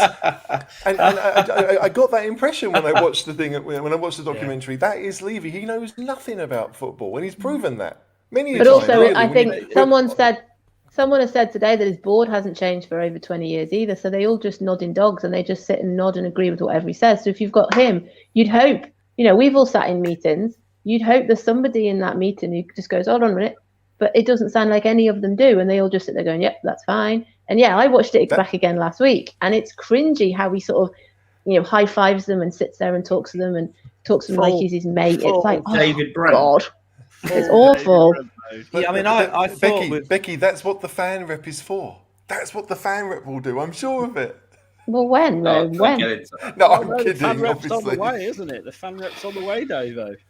Yeah, well, I did exclusively reveal to the WhatsApp group from the Supporters Trust sent out an email saying that the proposal has been put by the club to the Supporters Trust as to the plans for the fan advisory board, which I think means the fan rep on the board, some 18 months after promised in the old DNA program notes at the Villa game at the end of the season. So there we go.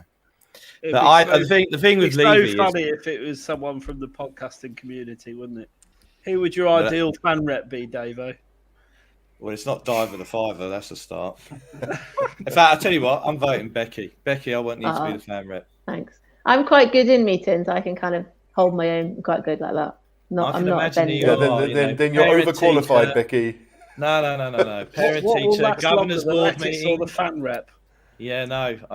Becky's got my vote. Yeah, bring it on. I'll do it. Really hoping you'd say they can pay my expenses for getting down there. That's the one. You got no chance stipulation. of that. No chance of that. You can't blame Levi. He appoints the manager to get the best out of the players he has. Okay, so I'm going to ask this one, and then we'll have a quick chat about ownership, etc. Who would sack Conte here? So, Becky, would you sack Conte? Yes or no? If you're Daniel Levy, I know it's a horrific thought, but right this second, no, because if, like we've sort of already said, he is contradicting himself. So it's and I'm trying not to listen to In the Nose and Paper Talk and Twitter. If you listen to what he says, he's contradicting himself. So it's hard to understand which one he's on. So on Friday, he was saying we weren't buying any defenders because all of our defenders were brilliant after Dyer shanked that thing out for a corner. And then yesterday, he's like, I haven't got any creativity. So it's hard to try and listen to him. But no, I wouldn't. However, we lose at Palace, we lose at Portsmouth, we get absolutely hammered at Arsenal. We lose both Man City games. We'll be like 10th in the league. So on form, then, he shouldn't be our manager because we've written the whole season off and then the Champions League will be in the middle of it. So from a form point of view, no. Which is arguably, if Poch does come in, he may be a quick fix because he knows the setup, he knows the staff, he knows everybody, and he can hopefully get going quite quickly. If we bring Tuchel in, there's going to be a little bit of settling in period. We've seen that with Potter at Chelsea. That they're not really liking his kind of way of doing things, and it's taking a bit of time. So there's that sense. But no, I want Conte to be backed. We've talked. HG has said the players that we brought in last year. I personally think Richarlison plays in the wrong place. He should be in the middle, like he played for Brazil. Perisic has been a great signing. I think he's an absolute machine. Perisic and Kulusevski and Bentancur and those sorts of players. So, and Udogie looks really important and positive. So Conte, if he's backed, is doing the right thing. On the flip side of that, watching them play when they play so poor is hard work. I've got Jack, and Jack's eternally positive. He's more positive than me. And even he said yesterday he doesn't want to go to the Arsenal game because it'll be 6-0. So it's hard to watch Spurs as much as we love them. And as you know, I love Sonny and I'm always backing Sonny.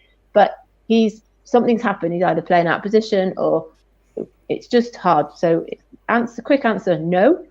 But if things don't pick up, he can't stay because we will be out of everything. I mean, if you bring in Tuchel, there is evidence that he can come in and turn you into a Champions League winning side within 6 months. It's not going to happen for Spurs, but this is it. What do we want to do? You'd have to hope. I mean, I say this. You'd have to hope that Levy is thinking, what are we going to do if and when this happens? He has to know in advance that this could be happening. And so, do you go for the best manager available, which probably would be Tuchel, right? Do you go back to Pochettino and say, again, if Pochettino, thing is, Pochettino, the system that he had, that when we were really, really good, he went away from that himself. So no one really knows what Pochettino is going to try and do with Spurs. Is he going to bring Lo Celso back? Is he going to bring Winks back? You just don't know. Brendan Rodgers, Adrian, no. That hopefully will never, ever happen. He's trolling you, HG, I think. Maybe, love yeah, to see Ronald that, Koeman. just No, for- look, I'd love to see that. But so if you're thinking about who to come in now, like, yeah, maybe you want someone who's going to say, you know, I'm happy to take the Tottenham job because it's a massive job, it's a massive club, and they will have money to spend. Maybe not Chelsea, you know, 200 million every window money to spend, but they'll have money to spend, and they've got good players. But if that's going to be a project manager, well, then who? Because if you look around European football, like, are you going to go for the guy who won the Portuguese league with Sporting because he's kind of the next thing? Are you going to go with Gallardo, who's only ever managed in South America, did a great job at River Plate, so he's clearly looking for that job in Europe? Does he speak English? Is that going to matter? Probably. Like, there are limitations. Who are we going to go for? Who is the next big project manager? We talked about Nagelsmann for years, and he's at Bayern and quite happy there. When he leaves Bayern, will he end up at Spurs? I mean, I think he'll be looking higher than us. So you're going to try and look at someone who maybe hasn't actually done it yet, but wants that position. Like Potter probably would have been at Brighton. Potter has done extremely well at Brighton, but won nothing. I mean, he's not a winning manager, if you say that. Where do you go? Luis Enrique? I mean, that Spanish team weren't great. What has he done at club level? HG. Go on. I think, like those three, I know you don't like Rodgers, but those three Adrian put up, I think it would be something like that. I don't think, like we say, project managers or whatever. Levy, if Conte moves on, it will be a name. It will be someone that the fans will be like, oh my God, we've lost Conte, but we've got so-and-so. That's what we're looking at. That's what it will be. Whether it's the right philosophy, because we've been through all this before. Is it the right move? But it will be someone who Levy thinks that appointment will appease the fans and will soften the blow a bit. It will be, you know, someone like those three that Adrian put up. I can only see it being somebody like that. Yeah, I mean, it would be very left field. Like, so okay, Dave, go, please. Sorry. You got to remember, let's go back to 2 summers ago. Pretty much everyone turned us down. Now, I was of the understanding that Potter didn't want to come to Tottenham. He didn't want to work with Levy. And he was holding out for something else, right? So Potter would have been ideal in my eyes. And I think I don't think we know that he didn't want to work with Levy. I mean, holding out for someone else made sense. I'll go there. But, like, I don't think Levy was the sole problem at that point. I think that if he was probably putting all his cards on the table and comparing what he wanted to do, go and work at Tottenham under Levy versus holding out for something else and working for someone else, he probably thought, you know what, I might wait. Yeah. Because I think, let's not forget, the summer we appointed Nuno, everybody, it felt like, turned us down. And apparently we interviewed Ten Hag. He didn't go down well. And we didn't go for him. And now he's at United. So, you know, and Conte turned us down first time around. So we're going into the Conference League. It was a toxic environment, and pretty much anyone, it felt like we approached a lot of people they didn't want to know, and then we ended up with Zorro or Gattuso, and then Paratici wanted Nuno, and that's where we landed, right? So we were desperate. That's the point. That's the point, though. That's the point, though, David, isn't it? I think we're talking about, well, Levy won't sack Conte, and even if he makes a decision, it will be Paratici that fronts it. Paratici fronted the sacking of Nuno. Paratici fronted the hiring of Nuno.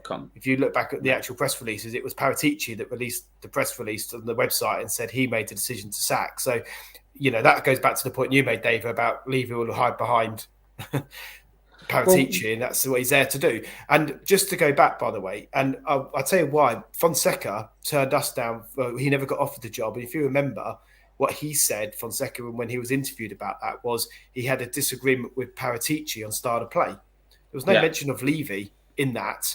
So to go back to the point about Potter and Levy, I don't think it's all to do. I get your point, though, David, and I don't disagree necessarily. If you've got an option between Tottenham or waiting for the big fish to come along, then you'll wait for the bigger fish.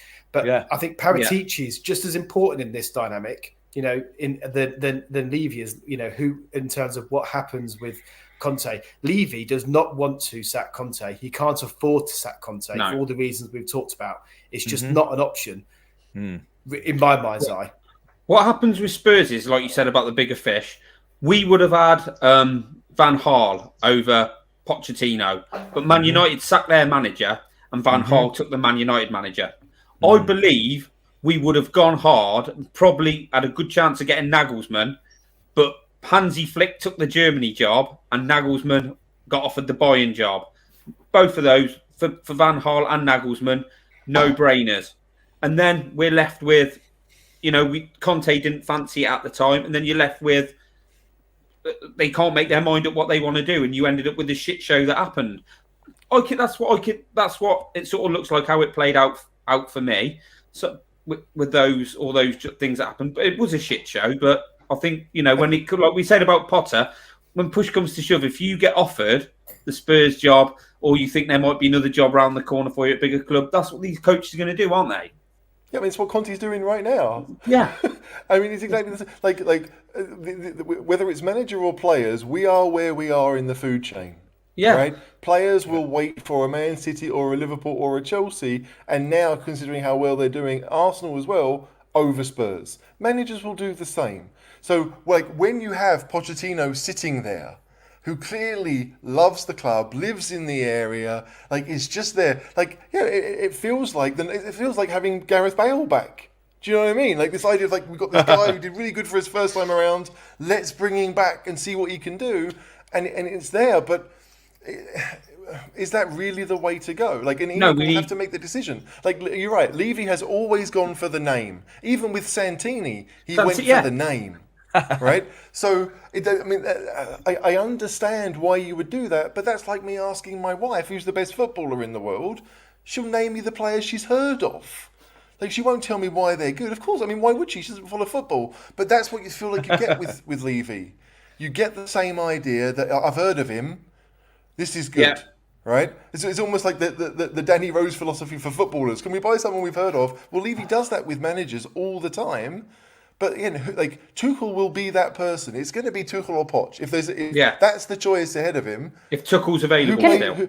Can I put a question to Davo then? Sorry, Becky, go. Can I put a question to Davo? Davo, so say if the pressure works and all the ENIC out works, and whoever videoed him on Sunday when the chant was going was very clever. Would you be happy with a kind of Saudi Arabian kind of outfit? Well, that's $1 billion question. So my option number one is quite literally the $1 billion question, isn't it? Yeah. On behalf of the Cheese Room and Tottenham Hotspurs, I'm happy to marry Melinda Gates, who has just got divorced, massive payout. So the plan is I marry her, and then you'll see me in the box. And if you want to shout, "Get Harris out of the club," come bring it on. I'm up for it. I won't wear an Oasis t-shirt, promise. Look. So do I want to see do I really want to see a Saudi run sports washer own our club? No, I don't. Okay. So that's number one. And I know you're not saying this, but if the nuance of the argument around ENIC is, well, I don't want ENIC, but do you want a sports washer? And only because it's probably only them that can afford it. Levy will price us out so much that it's only them that will actually be able to afford it anyway. Well, I think what we're seeing now and what we talked about, so we did talk about this on another show for all those troubling. What we talked about last week was, if you look at Chelsea, they had probably about 5 or 6 bidders on that list, and Abramovich decided who he wanted. You got Man United and Liverpool are on the market at the moment now, and you've got Jim Radcliffe, who's a billionaire, massive United fan.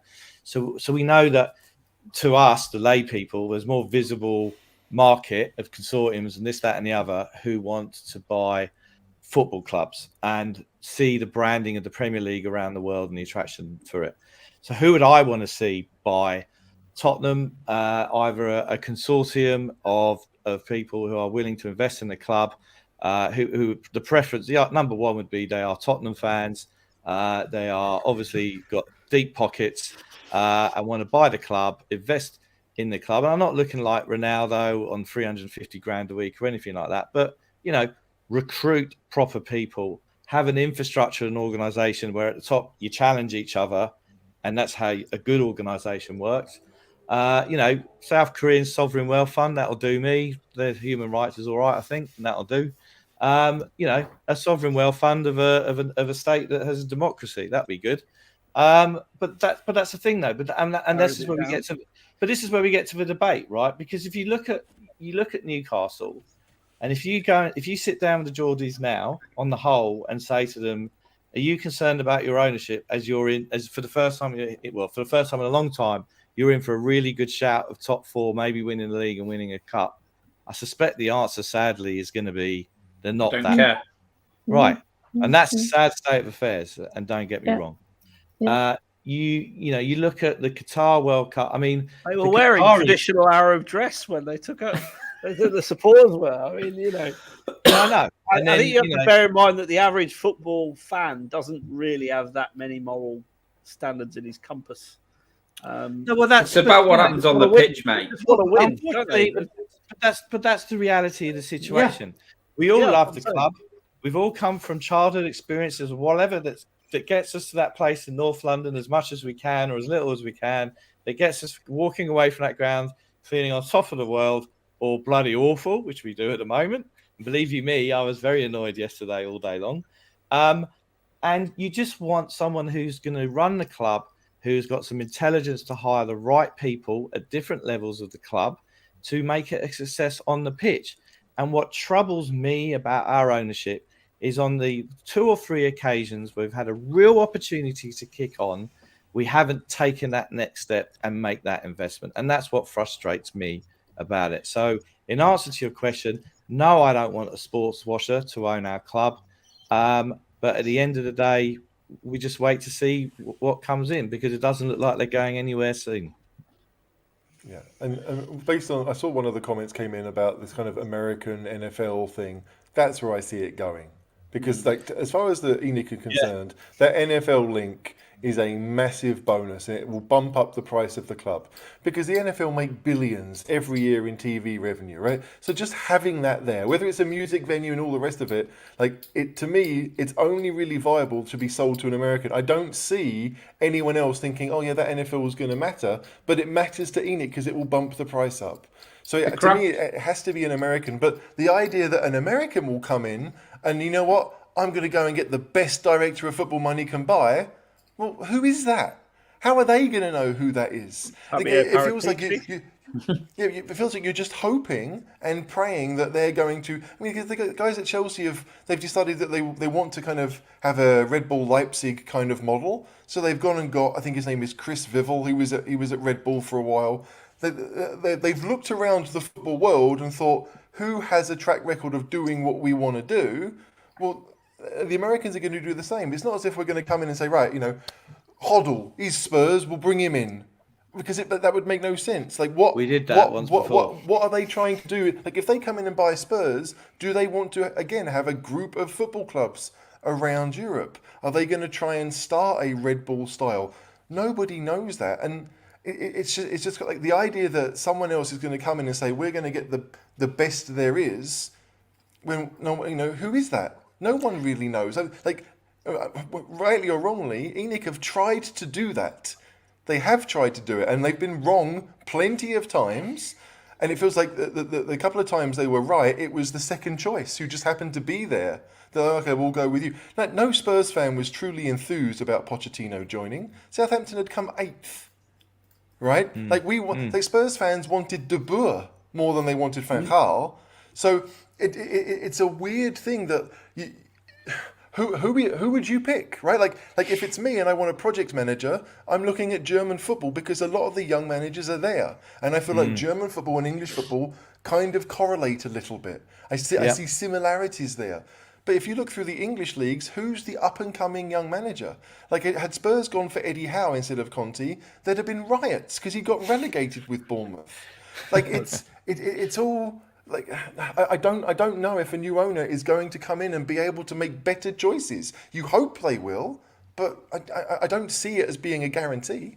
If I look at a comparative model to follow, and as much as I hate to say it, up to about a year ago, and the creaks are showing a little bit now, is Liverpool. All right, the previous owners, I think that was a two. What are they called? Gillette and Hicks. They're from trading places, weren't they? I mean, they were appalling. Yeah, that's right. They were appalling, leveraged up. They were in a bad place. I think Roy Hodgson, all the rest of it. and they were in a bad place. And then what you saw, well, they got Rodgers in, and then after that, well, things improved with Rodgers, or was he there? Anyway, the point is, the model that they had is Liverpool's net spend is comparative to ours, or a little bit less than. And they had Michael Edwards, who's left about 12 months ago, and he was at Tottenham for a while. They've obviously got Klopp there, and they brought Klopp in, and he had a bad last season at Dortmund, and he parted company, the 7-year itch or whatever it was. But that's an example where you saw that the ownership, Edwards, Klopp, were pretty much aligned. They sold well. They sold Coutinho. They brought in Alisson and Van Dijk, and that's the model of what we could be, right? The stadiums are pretty similar size, etc., right? Their brand is well known. They've got the trophies on the board and all the rest of it. But if I look at comparative models of things like that and do it correctly, it's unfortunately, and I hate to say it is the Liverpool way, right? And that's where it is. But look, I think I've said enough. I'll let others speak, but I do want to come in at the end about this kind of campaign and trolling and stuff like that. But I'll shut up. All right, okay. Can I get around my question that I started 25 minutes ago? Craig, would you sack Conte now, yes or no? No, short and sweet. And Gibbo? I won't be as short as that. I don't want to sack him. I wouldn't sack him. But if the guy behind the scenes actually is, if Levy thinks this isn't going to last and he's not going to give him the players that he wants because he doesn't think it's going to last, then I would. But I hope that doesn't happen. So I wouldn't, but because I just don't feel like I can say you can sack Conte at the minute. But well, according to Twitter, Conte had resigned yesterday. So yeah, I don't know. It's Twitter, just it must be right. It's just a cluster, isn't it? You can't decide either way. You just don't know what's going to happen. That's the trouble. HG, I'm going to ask you an extra question. Would you sack Conte right now? No. I mean, it's an easy one for me. Right now, at this moment, no. Who holds the leverage? Conte or the leverage for what? I mean, Conte's fine no matter what, and Spurs aren't. So I suspect in that case, Conte holds the leverage. Conte will get a good job somewhere else, maybe somewhere he wants to be, maybe somewhere his family already are, because they're not in England, from what I hear. So, yeah, I mean, Conte will be fine. Basically, every manager, when they come through the doors at Spurs, if they get churned out, it's always going to be Spurs that are the problem. In some ways, we're almost like the Sunderland of the top six in the Premier League, right? Sunderland, people came in, it doesn't matter what you do, Sunderland are an issue, they were a basket case of a club. That feels like what Spurs are seen as. So, yeah, I mean, I wouldn't sack Conte, but I would definitely be looking to see where to go next. And that to me is not just Pochettino or Tuchel. You have to think outside the box too. If someone comes in with a fresh set of eyes and says, you know what, we've got this bloated squad that we had when Pochettino joined. If you bring all those players back from loan, we've got a bunch of players. Decide the ones you want, and then go for it, and go from there. Like it took Pochettino 2 years to get us into the top four, and then third season we got 86 points, and we're all just like, I'm still pinching myself that happened. I can't believe that. I'm a Spurs fan. There's no way we get that many points in a season. We don't win 13 games out of 15. That's not Spurs. So, It can be done. It's going to be whatever we do. It's another 2 seasons at least before we have any idea of where we might be going. Okay, Davo, Conte in, Conte out. Shake it all about. Conte in. And I'm saying Conte in if they back him in January. Otherwise, there's 0 point whatsoever. You may as well. But they need to make that decision for me soon. Like after the Palace game. After the North London derby. Because you're going to run out a window. And if you're going to bring someone in really quickly, if say you're going to bring Poch back, which is what I would speculate will probably happen, right? Because Poch weirdly loves the club. And I don't think he'd say no to it. You've got to give some time for him to be able to shape the squad in January to a degree, to an extent. So Can't wait, caller, until we play Arsenal or Man City. If they're going to pull the plug, we need the new manager. If we lose after Palace and they're thinking of pulling the plug and they're not going to back him, then you pull it then because But just to be clear, I prefer they back him. Absolutely. For me, pay the money if he wants Porro.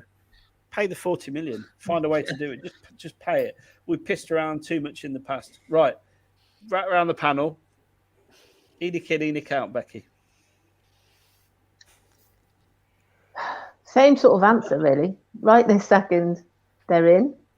But like I kind of said before, I'm getting a bit kind of tired of defending Spurs and saying, yeah, we have winning trophies, but we've got Kane and we've done this and we've done that, and no, we're not rubbish. And then trying to kind of tell Jack to ignore the people who have a go at him and tease him. And even I'm getting tired at having to defend that, yes, we have won a trophy, but these are the reasons. And like I said, a change of ownership is fine. Dave's very on it if it is the right kind of owners. You briefly said about Qatar. I had people saying they weren't going to watch a game, and after the Argentina-Saudi Arabia game, they watched every match. So people forget; they have short memories. I wouldn't be happy with that kind of ownership, but it wouldn't stop me supporting the club. That's the problem. So yeah, they're in. I would just think there's lots of. I just can't believe they're that arrogant that they employed Conte not. After Mourinho being the way he was. I think someone saw I tweeted it earlier in the week. If they did employ him, they were either completely clueless that he wasn't going to play a certain way and he wants to play as certain players, or they thought that they were arrogant enough to change him, and that hasn't worked. So I just can't imagine that they'd just be like, yeah, it's fine. Well, we can't afford to get rid of him, but if he goes for whatever reason, then we'll get somebody else in. And they just aren't running the club, the football side of it, correctly. All the other things we talked about, the stadium looks amazing. When we have other events, it looks amazing. Everyone's always saying how wonderful it is. It's doing really well with the NFL. But it's the pitch. We want everything on the pitch. And that's got to be what's put back in. Spurs haven't tweeted. I think we tweeted twice in the last 24 hours, both about Romero and one about Pele. They're already realising that there's just too much of a pylon when they tweet. But it's got to be a situation where we want, they're going to announce the finances soon, and that will just go nuts as well. And people want to see things on the pitch. If things are on the pitch doing well, we're playing football that we like, we're quite an amenable kind of fan base, I think. We just want attacking football that enjoy going to matches. We've even got used to not having trophies. Do you know what I mean? It's just, and that shouldn't be the way, but it's not working. And if it's not working, I can't believe that they're that tone deaf that they just keep digging and keep going. But maybe if they earn that much money, it's too comfortable. That was a very long answer. ENIC. Right now, I think ENIC in, and I'll justify why I think ENIC in very briefly. I don't have an issue with the amount of money that ENIC have invested in off the field. By the way, I think ENIC are brilliant. I think there's no one can doubt what ENIC have done off the field, and their property portfolio that David talks a lot about and admires. That's phenomenal and that's brilliant. And I do believe that the new stadium and all the investments that they're doing, it does find its way back to benefit us in a football term, one way or another. On the field activity, I think it's been a shambles for 22 years. But I do believe that we are starting to see an evolution with Paratici having the role that he's doing. And I don't think that's had enough time to properly bear fruit as to if it's going to work or not. What I do think I want to see, though, from Paratici and the board is better communication with the fans about actually what it is, what does success look like for them, what's their ambitions as a club. Yeah, exactly. You would like to think, wouldn't you? But it won't. What is it that we're trying to aspire, and how are we supporting that from a club perspective, and what they want us to see? And I would like to see that. That all said, if they don't learn the lessons, how many more chances can they have? They're very close to the last chance saloon, aren't they? Gibbo? I think, mate, I'm deep down, I'm ENIC out. I think we need to move. I don't think we'll ever be more than we are now with ENIC. But, nobody is coming in to buy us. I still think they're going to be here. So we just get on with it. I would like somebody to come and buy the club and move it forward.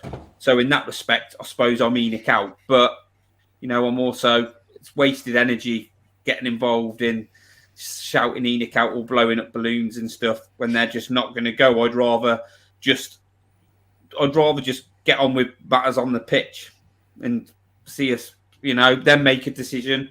They're going to stay, decide the direction they want to go and do it until they do want to move. But that's how I feel about it, really. I really only care about the football. HG. Look, until there's a viable buyer, I don't spend any time worrying about it. I mean, granted, I live in Vienna, so I can't go to games. I don't watch it. I don't spend all that money to watch Spurs. And the ticket prices are a joke. So I'm against ENIC for that, if only that. But it just, like, they're not going to leave until it's time for them to go. Right? And so, if I was one of those fans who thought I could make a protest, then brilliant. Protest as much as you want. Make your voice heard. Because for a long time, it hasn't happened. So make your voice heard. But for me... Just on that, HG, what do you think the best way? Because I'm not being funny. Taking some black balloons to a game probably isn't the best form of protest. Which there was none of. I never saw any on Sunday, Craig. I don't know if it's the same for you. I didn't see any. What black balloons. You're a really passionate ENIC out fan, HG. What would you do? What, to protest? Well, I mean, like, it sounds awful, but I'd rather see stupid A4 pieces of paper than a black balloon. Right? Go out there and put your face on camera and hold it up and say, you are ENIC out. The odd chant when the team loses isn't enough. Right? Like, if you really think it, spend your time doing it outside the ground, inside the ground. I don't want to see that, but if that's how you feel, then you need to do it. And yeah, like, it's an awkward thing, right? Like, I understood... Rightly or wrongly, I understood that from that January window when we bought Palacios and Keane back, and we went probably, 10 years without spending more than we earned. Whether it was saving money to build the stadium, but they decided that's what they were going to do. They were going to buy players young and then sell them on and keep on doing that to build the pot.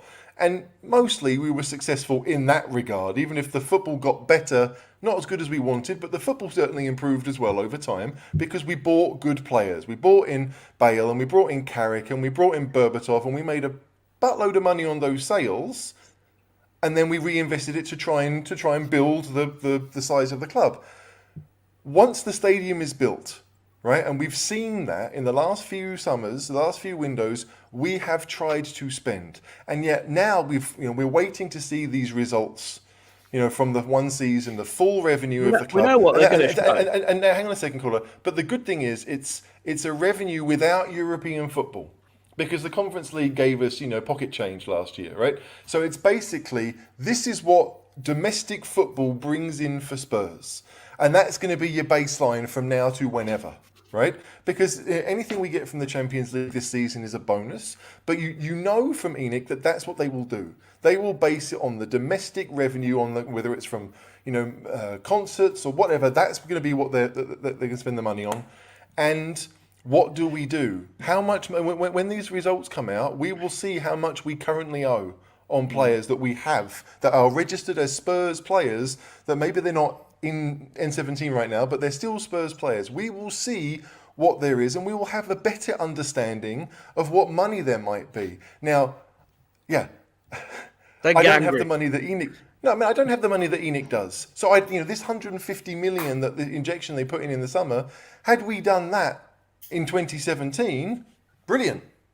Do you know what I mean? Had we done that in 2017, we'd all be laughing. We wouldn't have sold Walker. We'd have given him the deal that he wanted, hopefully.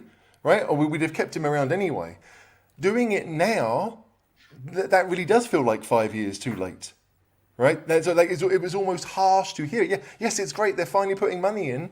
But now's not... I mean, it is too late now. It's great to see it, but it's too late. So I understand a lot of the business perspective with ENIC. I really do. And for a long time, the football got progressively better.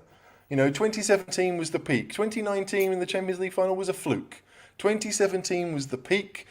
And from then on, we've been abysmal at buying players. And I do feel like the strength of any club is on the players that you buy. We saw Liverpool do it well. We've seen Arsenal do it well. We've seen City do it well. How much money you spent on those players, maybe you get a better rate of return if you spend 65 million correctly, then that player should be better than a 30 million player. But the point is, had we spent 60 million on Sessegnon, he'd still be shit. That wouldn't change the actual player that you had. So it's. I want to know the results. I want to see what Spurs do in January. But like Craig has said, I am relatively encouraged by the players that we've got with Paratici. One of them clearly hasn't worked, and I won't say who. We all know who it is.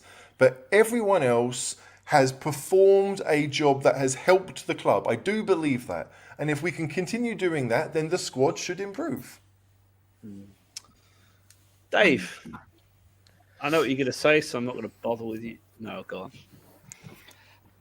on. You can time me out on this. Look, No, I'm just going to go get some ice. I'll go and get ice. Go and do mortgage reapplication and anything else you need to do. Look, I'm going to try and keep this punchy. I've wanted ENIC out. Probably the final straw for me is when they appointed AVB.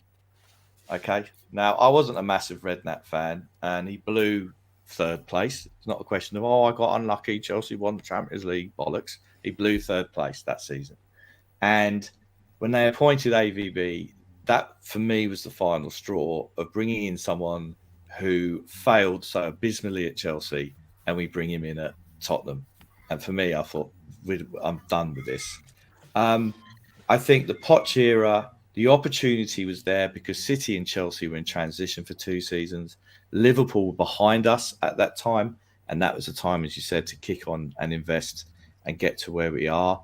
I think the stadium, if the stadium really is what is deemed to be the strategy of ENIC for generating more revenue for the club to compete, then we need to say, okay, well, if that's a strategy, leave aside COVID, maybe 3 years of a full stadium with NFL, concerts and all the rest of it, bringing in the revenue, then that gets you on a better playing field. You're never going to compete with your cities and all that, but a better playing field to attract better player and higher salaries. And if that's the case, then the objective is 3 years. Let's say in the next 3 years, we've won a trophy or we've won a league, because that's the long-term strategy. That's what that's all about, playing at Wembley for 1.5 years and the rest of it. So that's to me is the objective measure now. And the final point as well, and my advice to anyone, and what do I know about if you want to get ENIC out? My suggestion would be is start a GoFundMe or whatever they're called. Try and raise some money, appoint a social media director or a PR person, and spend that money with people who know how to get the message out, who know how to communicate the message and do it effectively.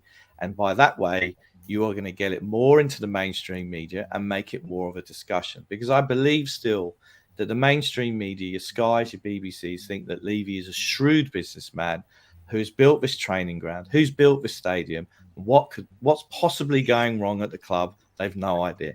That's how you get your message across effectively. And what I've noticed in the last 2 to 3 weeks... Would you give to that, Dave? Well, I have. There was one. I think I contributed 20 quid to a banner, a thing that's going to fly everywhere. I haven't contributed to black balloons. I don't think that's a very effective way. So to me, what I've now noticed in the last 3 to 4 weeks, with a combination of we're heading into the January window, the usual hysteria time of year. The Goons are kind of outperforming anything that we ever expected to. They're top of the league, 7 ahead. They might win the thing, right? And we're playing turgid football, which we kind of thought, well, maybe that's his strategy up to the World Cup and he'll take off the handbrake after the World Cup. And that's not happened. So what I've noticed is now that you've got other channels who presumably have sent people onto here to post messages to say, when you're talking about ENIC, the last show that we did, someone posted underneath, someone said you should get X and X on, and X responded, well, they never want us on the cheese room, they're too scared. And I put a response to that. You can look at it on the cheese room thing. That's a load of old bollocks, okay? And I'll say the same thing that I said last time around. To me, this show is people coming on here with shock horror, different opinions, saying their opinion and having a discussion about it. Doesn't need to be personal. I don't want a protest where the chant is, I hope that Levy dies, because that's a disgrace. Okay?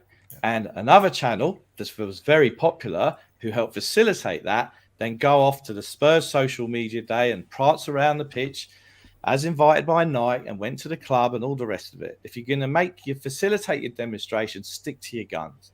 And then there's another channel who at the moment, as you can see, sending people on here saying people are too scared to talk about in the cheese room.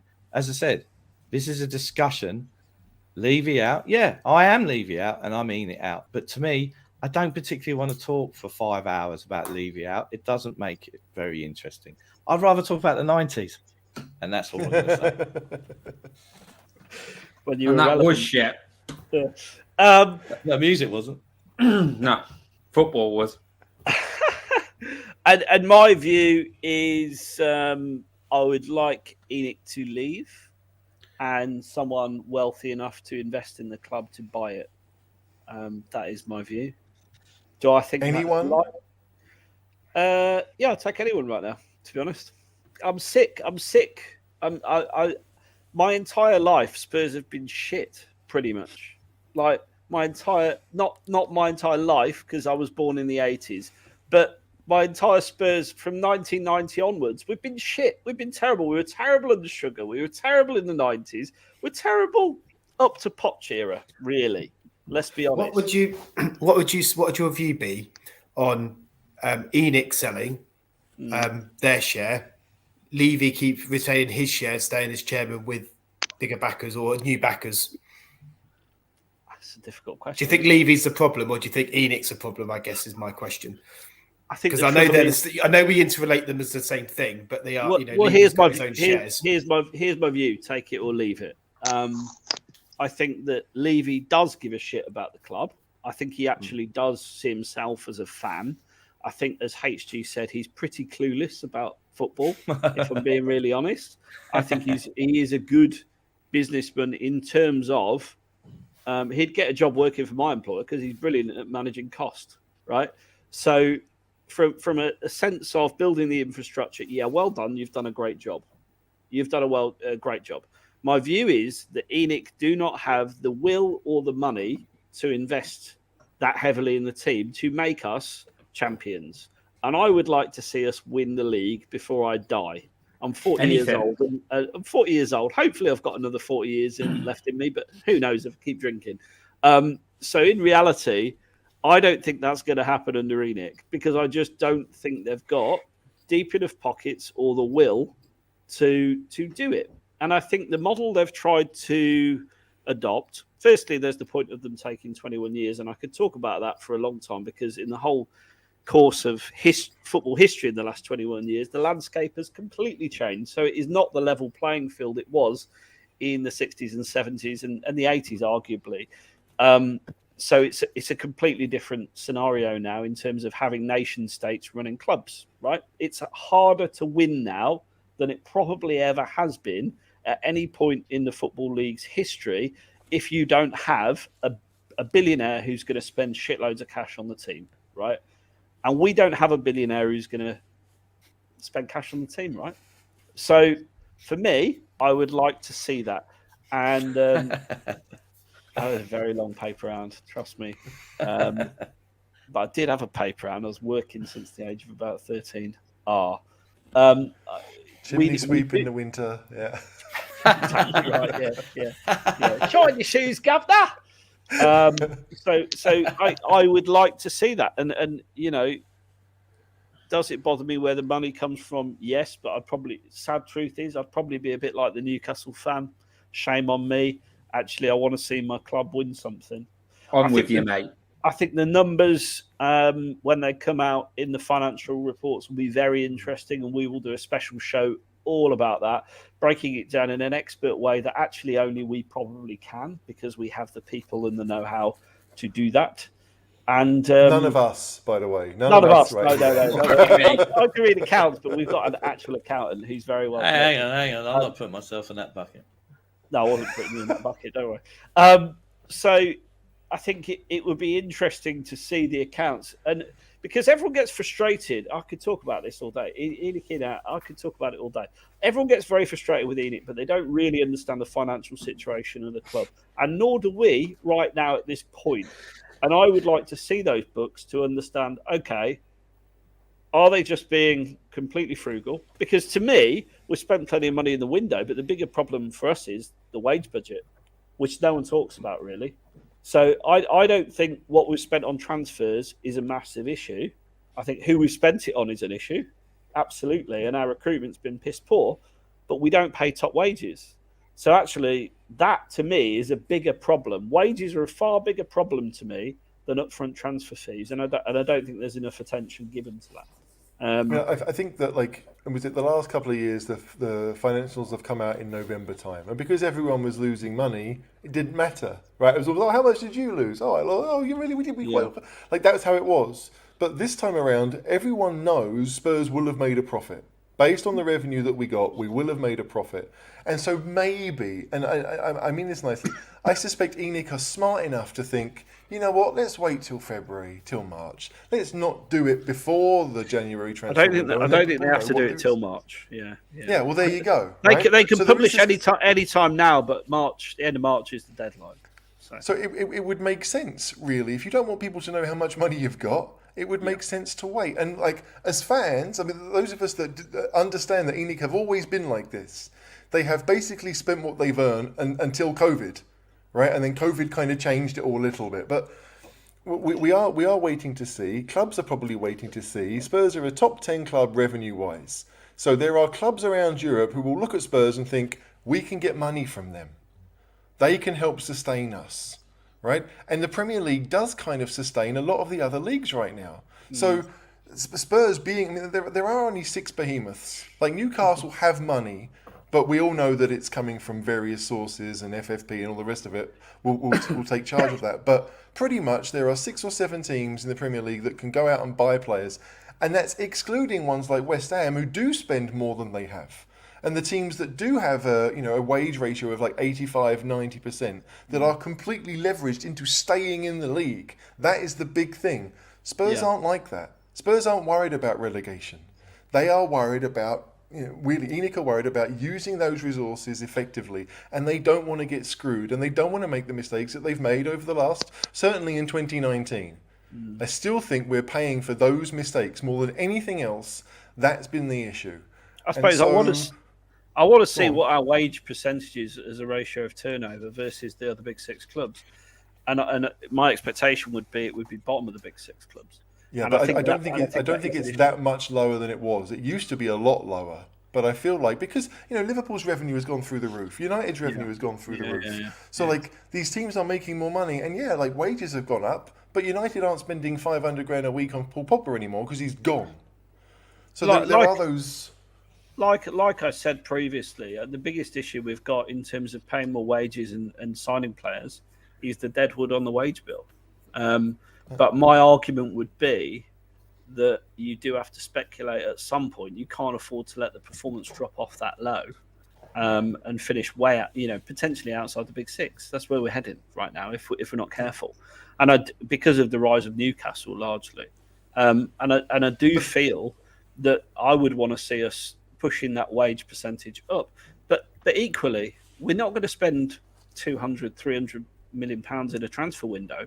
And if you want to win the league, that and having a lot higher wages is what you've got to do. Hence why I say I would want ENIC to sell up now. I think they've done a great job with the infrastructure. I think they've done a great job with a lot of things at Spurs, actually, and brought the level up from being 10th, 15th, fighting relegation, to competing for Europe every season, which was a dream. When I was a kid, that was a dream. Yeah. I wasn't around when Davo was little, when Davo was a young man, I should say, to see the glory days of Spurs winning European trophies and FA Cups galore. So to me, I've only seen us shit, slightly better than shit, Poch best I've ever had it as a Spurs fan, and I suspect a lot of people are in the same boat.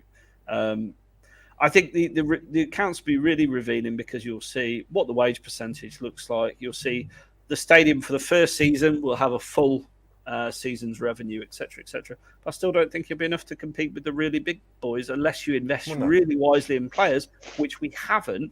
And now we've got to try and unwind the last 8 years of transfer business, and we're expected to do that in 2 windows. It's not going to happen unless you've got money to Man United have about 150 million quid a year more than us in revenue, and they can spend that. I mean, let's say another 50 million of that is on wages, right? They've still got a chunk of money every year where they can go out and buy players that Spurs just can't do. We're not going to be able to do it. Like, we have to be a much more stable club to attract those players, and we were for a while. But it's like we are pretty much level with Arsenal and Chelsea, and for many years we weren't. Right? For many years they were 50, 70, 100 million ahead of us, and now we're level with those guys. Liverpool, but we're not Man level with City, them we're not level with them in the way we conduct our transfer business. Aren't we? No, but revenue is everything, right? Revenue Because is revenue everything, helps you make those decisions. You've got to make good ones, but Chelsea haven't made good decisions, right? But they've still Chelsea managed to win things. have fallen lucky because they've had a billionaire own them for years, pump money into it, and then have it all written off, and then have another guy come along, take over, and promise to spend £200 million a year on players, which somehow gets through FFP. I have no idea how, but from that perspective, they are lucky. Hence why I would say get new owners. Okay. That's my view. Guys, I want to wrap up now. It's an hour and 55. We don't want to be like one of those channels that do 5 whole hours ranting and raving with 16 boxes on. Becky, thanks. 5 hours? What could they be talking about for 5 hours? ENIC out? Doesn't take that might be to it. say ENIC Okay. out, surely. Becky, thanks so much for your time. Thanks for joining. I know you've been on another stream tonight, so appreciate it. It's a pleasure to have you back. It's been a while. Yeah, thank you. I've got school tomorrow, so I've got to try and get up in the morning. But yeah, it's been great being back. Thank you very much. Nice to see everybody. Good. Craig, again, thanks for doing the space earlier, top man, and thanks for joining us this evening. Yeah, no, great show. Loved it. Thanks very much. Gibbo, how are you, mate? You surviving? You all right? Bearing up? Yeah, great to be on. I'm happy now the financial chats all stop, mate. Pulls the pants off me, but happy to be on. Thanks for everyone who got involved in the chat and constructively got involved. Brilliant. Always glad to be talking about Spurs, even when it's shit. Good man. HG, as ever, it's a pleasure. Thank you very much. Becky, I'm sorry that you're going back to school tomorrow. I don't go back till Monday, stupidly. It's crazy here. Of course he doesn't. Yeah. For those of you going Find to work a less tomorrow, hard-working teacher than HG and I'll pay you £50. No, to be fair, it would be difficult. But yeah, I always love my Spurs and I love talking to you guys. And so yeah, come on you Spurs. Davo, a pleasure as ever, rocking the Oasis gear. Thanks for your input this evening. It's a pleasure and good to see you all as well. Nice to see you, Dave. Until next time, I know coming up, the new pod is out now. So get on Spotify, get on Apple Music and download that podcast now. Reaction from that. Really good. That shocker at the Villa. The Twitter Spaces feed is up that the guys did earlier. That is now on our Twitter account at Cheese Room Spurs, I hope. So do search for that and you'll find it. Join our Patreon. It's only £3 a month and you get to join our online community. It is fantastic. I think I've said it all. Join us on Friday. We'll be back, hopefully talking about some more positive stuff. Until next time, come on you Spurs. Come on you Spurs. Come on you Spurs. Going for gold. Come on, you Spurs.